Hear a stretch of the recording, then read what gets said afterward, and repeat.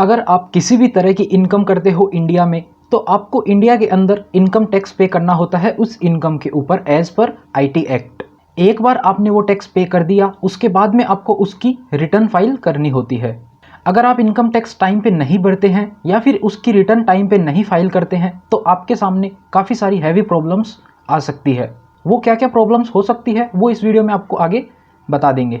Income tax जो होता है वो आपके इनकम के कुछ पोर्शन पे लगता है और कुछ परसेंट ही लगता है, कुछ ज़्यादा हैवी टैक्स नहीं लगता है, तो आपको टाइम से इनकम टैक्स पे कर देना चाहिए। आज के इस वीडियो में अपन बात करेंगे benefits of income tax return filing. आज मैं आपको बताऊंगा ऐसे 7 बेनिफिट्स जो आपको मिल सकते हैं अगर आप अपनी रिटर्न टाइम पे फाइल करते हैं तो। एंड इस वीडियो के लास्ट में आपको एक बोनस टिप बताऊंगा जिससे आपके बैंक अकाउंट में डायरेक्ट बेनिफिट मिल सकता है। तो अगर आप भी जानना चाहते हैं इनकम टैक्स रिटर्न के क्या बेनिफिट होते हैं, तो इस वीडियो को एंड तक जरूर देखिएगा। और वीडियो पसंद आए तो वीडियो को लाइक जरूर कीजिएगा। एंड यस, चैनल पे नए आए हैं तो चैनल को सब्सक्राइब करके उसके पास में जो बेल आइकन दिख रहा है उसको भी दबा दीजिएगा, क्योंकि ऐसे ही इंफॉर्मेटिव वीडियोस हम आपके लिए बनाते रहते हैं।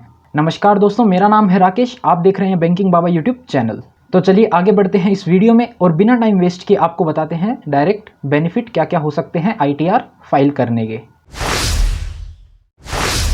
सबसे पहला बेनिफिट आता है दोस्तों क्रेडिट कार्ड का। आपने क्रेडिट कार्ड के बारे में तो सुना ही होगा। आज आप बिना पेमेंट करे अपने क्रेडिट कार्ड के थ्रू कोई भी प्रोडक्ट परचेज कर सकते हो और 1 से 1.5 महीने बाद आप अपने क्रेडिट कार्ड का बिल पे कर सकते हो। वो जो बिल होता है, जितने का प्रोडक्ट आपने परचेज किया उतने का ही होता है, कोई भी एडिशनल चार्ज आपसे नहीं लिया जाता है। आप क्रेडिट कार्ड से बिना पैसे होते हुए भी आज के टाइम पे कोई प्रोडक्ट परचेज करना चाहें तो कर सकते हैं, लेकिन उसका पेमेंट आपको कुछ समय के बाद करना पड़ता है। लेकिन एक्स्ट्रा पेमेंट नहीं करना पड़ता है, जितने का प्रोडक्ट आपने परचेज किया है उतना ही पे करना पड़ता है। एंड आपने बड़े बड़े मॉल्स या फिर काफ़ी रिटेल आउटलेट या फिर अगर आप ऑनलाइन शॉपिंग करते हैं तो उधर आपने देखा होगा काफ़ी हैवी डिस्काउंट्स मिलता है क्रेडिट कार्ड यूज़र्स को। अगर आप पेमेंट क्रेडिट कार्ड से करते हैं तो आपको काफ़ी हैवी डिस्काउंट्स ऑफर किए जाते हैं इन ब्रांड्स की तरफ से। तो अगर आप भी क्रेडिट कार्ड बनवाना चाहते हैं तो उसके लिए इनकम टैक्स रिटर्न जो है वो बहुत ही एक ज़रूरी डॉक्यूमेंट हो जाता है। एंड इनकम टैक्स रिटर्न में आपने कितनी इनकम दिखा रखी है उसी से आपकी क्रेडिट लिमिट भी डिसाइड होती है। तो जितना अच्छा आपने इनकम दिखा रखा होगा इनकम टैक्स रिटर्न में, उस हिसाब से आपको उतनी अच्छी क्रेडिट लिमिट मिल सकती है आपके क्रेडिट कार्ड पे। तो ये हो गया बेनिफिट नंबर 1, क्रेडिट कार्ड आपको मिल सकता है, वो भी अच्छी लिमिट के साथ में अगर आपके पास अच्छी इनकम है और आपने आईटीआर फाइल कर रखी है तो। अब बात कर लेते हैं दूसरे बेनिफिट की, लोन प्रोसेसिंग। अगर आपको लोन लेना है, कैसा लोन, कोई भी प्रकार का लोन हो सकता है, house loan, business loan, personal loan, education loan, vehicle loan. अगर आप किसी भी बैंक या फिर फाइनेंशियल इंस्टीट्यूशन में लोन लेने के लिए जाते हैं तो आपसे एक बेसिक डॉक्यूमेंट मांगा जाता है, या फिर आप अगर लोन के लिए ऑनलाइन भी अप्लाई करते हैं तो आपसे एक बेसिक डॉक्यूमेंट मांगा जाता है, वो होता है आपका इनकम टैक्स रिटर्न। अब सवाल आता है आईटीआर क्यों मांगा जाता है? क्योंकि अगर बैंक या फिर जो भी फाइनेंशियल इंस्टीट्यूशन आपको लोन देगा वो आपका पहले फाइनेंशियल बैकग्राउंड चेक करेगा कि आप लोन रीपे करने के लिए कैपेबल हैं या नहीं हैं। अगर आपको लोन दे दिया तो उनका नुकसान ना हो जाए, लोन का अमाउंट जो है वो डूब ना जाए, इसलिए वो आपकी आईटीआर मांगते हैं, जिससे आपका फाइनेंशियल बैकग्राउंड वेरीफाई किया जाता है कि आपकी कैपेबिलिटी है क्या इतना लोन वापस पे करने की। और अगर आपकी कैपेबिलिटी है लोन रीपेमेंट करने की तो उस आईटीआर के बेसिस पर वो डिसाइड करते हैं कितने अमाउंट का आपको लोन दिया जा सकता है। तो जितना बेटर फिगर आपके आईटीआर में होगा उतना ही अच्छे अमाउंट का और अच्छी रेट पर आपको लोन मिलने की संभावना बढ़ जाती है। ये हो गया बेनिफिट नंबर 2। अब बात कर लेते हैं बेनिफिट नंबर 3 की, एड्रेस प्रूफ। एक और important benefit income tax return का ये है कि इनकम टैक्स रिटर्न जो होती है वो आपका एज एड्रेस प्रूफ भी माना जाता है काफ़ी सारे जगह पे। ऐसी काफ़ी सारी आपको रिक्वायरमेंट्स मिल जाएगी जहां पर आपके कई आईडी कार्ड वैलिड नहीं माने जाते हैं एड्रेस प्रूफ के लिए, लेकिन इनकम टैक्स रिटर्न को एड्रेस प्रूफ एक्सेप्ट किया जाता है। अगर आपको पासपोर्ट बनवाना है तो उसमें income tax return as address proof लगा सकते हैं, या फिर आपको बिजनेस रिलेटेड कोई भी लाइसेंस बनवाना है तो उसमें भी आप इनकम टैक्स को एड्रेस प्रूफ लगा सकते हैं। तो तीसरा जो बेनिफिट हुआ वो हुआ आप अपने आईटीआर को एज एड्रेस प्रूफ भी यूज़ कर सकते हैं। अब बात कर लेते हैं चौथे बेनिफिट की, हाई वैल्यू इन्वेस्टमेंट। अगर आप कोई भी हाई वैल्यू इन्वेस्टमेंट करते हैं, जैसे कि सपोज कीजिए मेडिकल इंश्योरेंस आपने करवाया कोई बड़े अमाउंट का, या फिर आपने कोई बड़ा व्हीकल परचेस किया जैसे कि कोई कार, वो पेपरलेस तरीके से होता है या फिर चेक के थ्रू होता है, उसमें कैश का बिल्कुल भी इन्वॉल्वमेंट नहीं होता है अगर आप हाई वैल्यू ट्रांजैक्शन कर रहे हैं तो उस केस में क्या होता है, आप जितना भी ट्रांजैक्शन करेंगे वो सारा आपके बैंक के थ्रू होएगा। बैंक के थ्रू ट्रांजैक्शन होने से क्या होगा कि वो आपके बैंक स्टेटमेंट में बड़ा अमाउंट रिफ्लेक्ट हो जाएगा। इनकम टैक्स की गाइडलाइन क्या बोलती है, स्पेशली उन्होंने बैंक के लिए बोल रखा है कि आपको कोई भी अकाउंट में हाई वैल्यू ट्रांजैक्शन दिखते हैं, उन्होंने एक लिमिट सेट कर रखी है, उससे ज़्यादा अमाउंट के अगर कोई भी आपको ट्रांजैक्शन मिलते हैं तो बैंक जो है वो सीधा इनकम टैक्स डिपार्टमेंट को वो रिपोर्ट करता है कि ये ट्रांजैक्शन हमारे पास इस अमाउंट से बड़े आए हैं जो उसने सेट करी है। तो आपकी वो जो ट्रांजैक्शन है वो इनकम टैक्स डिपार्टमेंट तक पहुंच जाएगी। और अगर आपने ITR फाइल नहीं कर रखी है तो आपके पास नोटिस आ सकता है। अगर आपने ITR फाइल कर भी रखी है तो भी आपके पास नोटिस या स्क्रूटनी वगैरह आ सकती है। उस केस में क्या होगा, अगर आपने ITR फाइल कर रखी होगी तो आप सारा रिकॉर्ड डिटेल आपके पास मेंटेन होगी, आप उनको ईजिली दे सकते हैं और आप सेफ हो जाएंगे एकदम बिल्कुल तरीके से। लेकिन सपोज अगर आपने ITR फाइल नहीं कर रखी और आपकी हाई वैल्यू ट्रांजैक्शन पकड़ी गई तो उस केस में आप फंस सकते हैं। जो भी उनका फिर आगे रूल होगा उस अकॉर्डिंग आपके ऊपर कार्रवाई की जा सकती है। तो अगर आपके पास इनकम टैक्स रिटर्न भरा हुआ है एकदम सही तरीके से तो आपकी एकदम डिटेल आ जाएगी। अगर आपने इनकम टैक्स रिटर्न सही तरीके से नहीं भरी है या फिर आपने नहीं भरी है तो आपके ऊपर लीगल तरीके से कार्रवाई की जा सकती है। तो ये हो गया benefit number 4 income tax return file करने का, कि आपने अगर टाइमली और सही तरीके से इनकम टैक्स रिटर्न फाइल कर रखी है और उससे रिलेटेड अगर आप हाई वैल्यू ट्रांजैक्शन कर देते हैं तो आपको कोई भी इशू नहीं होगा। अब बात कर लेते हैं पॉइंट नंबर 5 की, वीज़ा एप्लीकेशन। अभी रिसेंट पेंडेमिक के कारण क्या हुआ है कि काफ़ी लोगों की सेविंग्स ख़त्म हो गई है या फिर किसी की कम हो गई है या फिर जिनकी सेविंग हो रही थी वो होनी बंद हो गई है। काफ़ी लोगों की सेविंग्स पे इफ़ेक्ट आया है इस पेंडेमिक के कारण। तो अब क्या है कि जैसे जैसे फ़ॉरेन ट्रैवल की रेस्ट्रिक्शन ओपन होएगी काफ़ी लोग आप में से फ़ॉरेन जाना भी पसंद करेंगे। किसी भी तरह का आपका ट्रैवल रीज़न हो सकता है तो आपको उसके हिसाब से अपना वीज़ा अप्लाई करना पड़ेगा। कोई भी तरीके का वीज़ा हो सकता है, चाहे स्टडी वीज़ा हो, चाहे टूरिस्ट वीज़ा हो, चाहे वर्क वीज़ा हो, स्कूलिंग वीज़ा हो या फिर किसी भी तरह का वीज़ा आपका हो सकता है।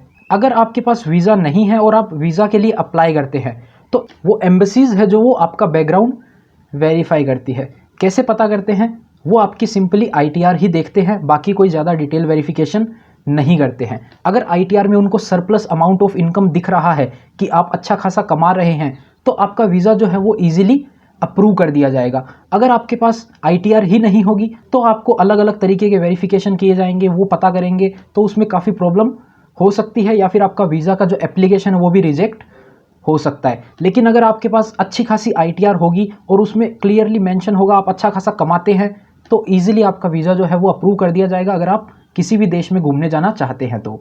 ये हो गया बेनिफिट नंबर 5। अब बात कर लेते हैं बेनिफिट नंबर 6 की, जनरल कैटेगरी रिजर्वेशन सिस्टम, जिसको बोलते हैं EWS। अभी कुछ साल पहले दोस्तों गवर्नमेंट ने एक स्कीम अनाउंस करी थी जनरल कैटेगरी में रिजर्वेशन के लिए, जिसको बोला था EWS, इकोनॉमिकली बैकवर्ड सेक्शन।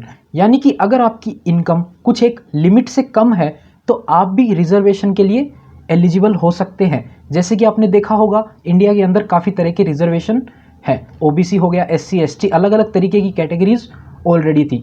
अब एक नई कैटेगरी और इंट्रोड्यूस कर दी गई है, काफ़ी टाइम हो गया है वैसे उसको बोला गया EWS। उसमें जनरल कैटेगरी में अगर आपकी फैमिली की टोटल इनकम 8 लाख रुपए से कम है तो आप भी रिजर्वेशन वाली कैटेगरी में अप्लाई कर सकते हैं। उनके लिए 10% का अलग रिजर्वेशन फिक्स किया गया है।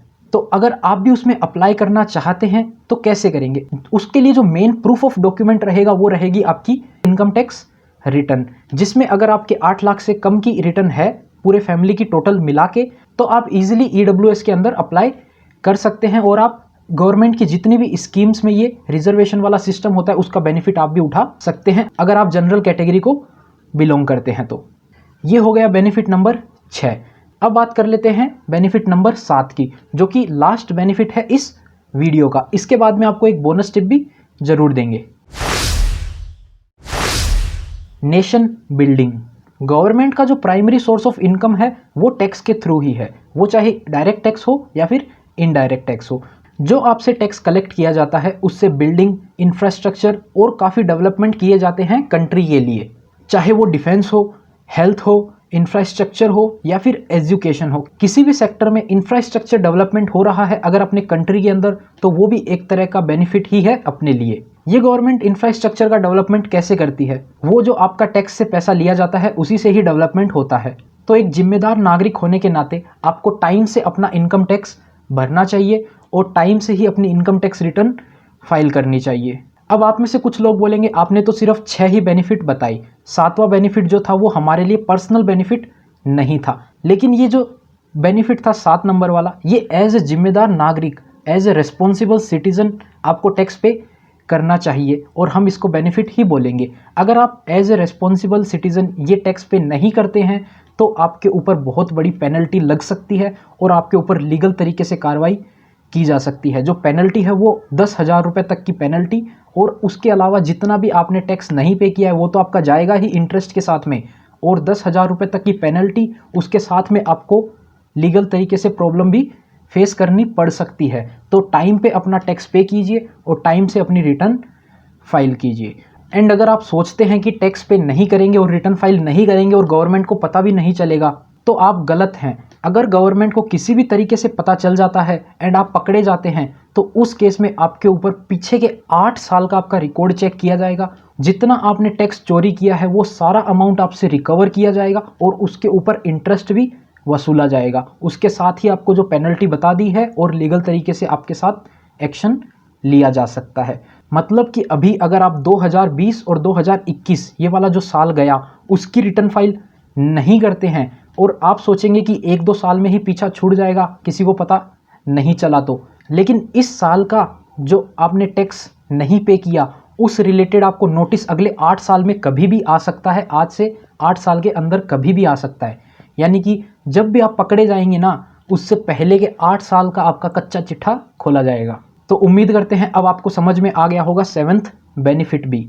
तो अगर आपको पेनल्टी और लीगल एक्शन से बचना है तो अपनी इनकम टैक्स रिटर्न टाइम पे फाइल करते रहिए। इनकम टैक्स रिटर्न कैसे फाइल करना है उसका वीडियो आपको हमारे चैनल पर प्लेलिस्ट मिल जाएगी इनकम टैक्स की, उसके अंदर मिल जाएगा। एंड अगर आपको नहीं पता कि आपको कौन सा इनकम टैक्स रिटर्न फाइल करना है, उसमें काफ़ी सारे अलग अलग फॉर्म्स होते हैं, तो उसकी वीडियो भी हमारे चैनल पर मिल जाएगी। जो फॉर्म आपके लिए एप्लीकेबल है वो भी आपको पता चल जाएगा उस वीडियो को देखने के बाद में। अब बात कर लेते हैं बोनस टिप की, जिसके बारे में मैंने आपको स्टार्टिंग में बोला था कि ITR फाइल करके आप अपने बैंक अकाउंट में पैसा भी रिसीव कर सकते हैं। Claim tax deductions.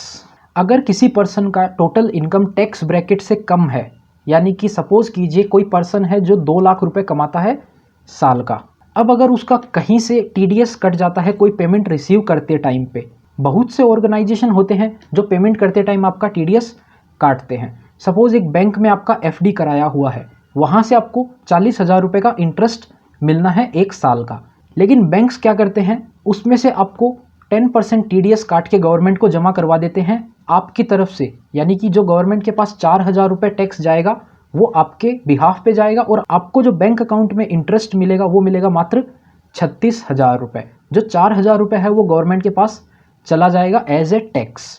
लेकिन आपका जो टोटल इनकम है वो तो टैक्स लिमिट से कम है, तो आपके ऊपर टैक्स नहीं बनना चाहिए। तो इनकम टैक्स रिटर्न फाइल करके आप ये जो है 4,000 रुपये वापस अपने बैंक अकाउंट में रिसीव कर सकते हैं। ये कैसे होता है? तो उसके लिए आपको इनकम टैक्स रिटर्न फाइल करना पड़ेगा और इनकम टैक्स रिटर्न फाइल करके वहाँ पे आप अपना जो रिफंड है वो क्लेम कर सकते हैं। वो जो रिफंड है वो आपको इनकम टैक्स रिटर्न फाइल करने के कुछ ही महीनों के अंदर आपके बैंक अकाउंट में मिल जाएगा। तो ये थे इनकम टैक्स रिटर्न फाइल करने के 7 बेनिफिट और एक बोनस बेनिफिट। उम्मीद करते हैं आपको वीडियो पसंद आई होगी। अगर वीडियो पसंद आई हो तो लाइक करना, चैनल को भी आप सब्सक्राइब कर देना। मिलते हैं आपसे अगले वीडियो में, तब तक के लिए गुड बाय।